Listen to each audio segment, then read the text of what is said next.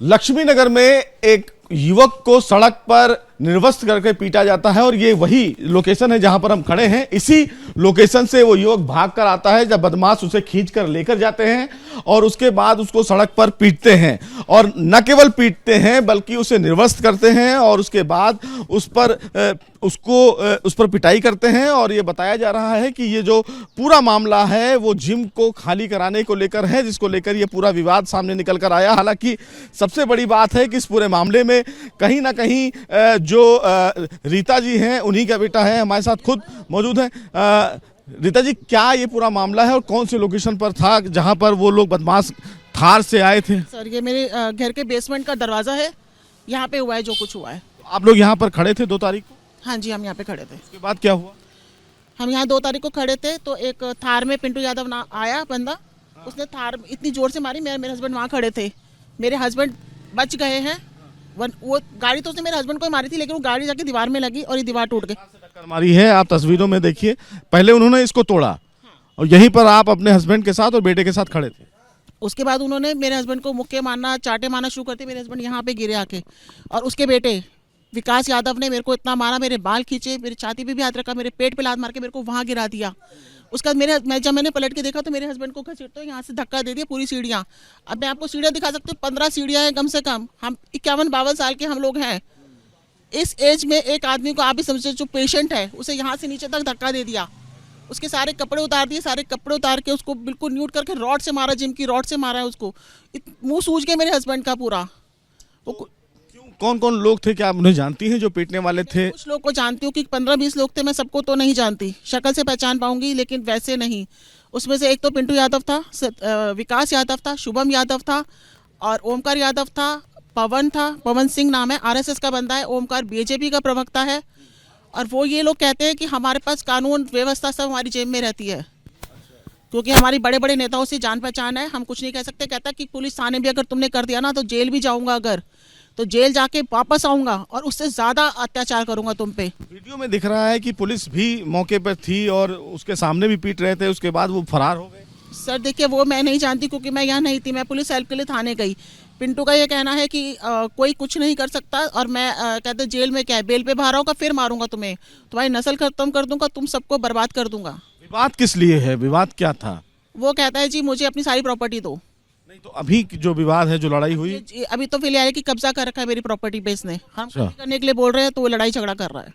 खाली नहीं कर रहा है? नहीं, वो पुलिस की तरफ से फिलहाल इस पूरे मामले में एक अरेस्टिंग हुई है, एक गिरफ्तारी हुई है। तो अब क्या लगता है कि क्या अभी इस मामले में जो और लोग हैं जो वीडियो में दिख रहे हैं उनको तलाश किया जा रहा है, लेकिन कहीं ना कहीं इस पूरे मामले में आपको लगता है कि दिन दहाड़े इस तरह से पीटना, अपनी दबंगई दिखाना? सर ये तो गवर्नमेंट बताएगी नहीं या जनता बताएगी कि क्या इस तरह से हैवानियत दिखाना कहाँ से जायज़ है? ये तो मैं गवर्नमेंट से पूछना चाहती हूँ, हमारी दिल्ली की सीएम से पूछना चाहती हूँ मैं कि हम एक गवर्नमेंट इसलिए चुनते हैं कि हमारे बच्चों को, औरतों को नंगा करके रोड पे पीटा जाए? क्या हम एक गवर्नमेंट को इसलिए चुनते हैं?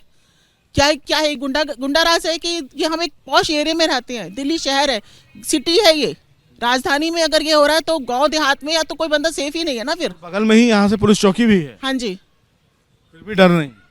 फिर भी सर देखिए ना, लेकिन फिर है पुलिस ने फिर भी अरेस्टिंग की है।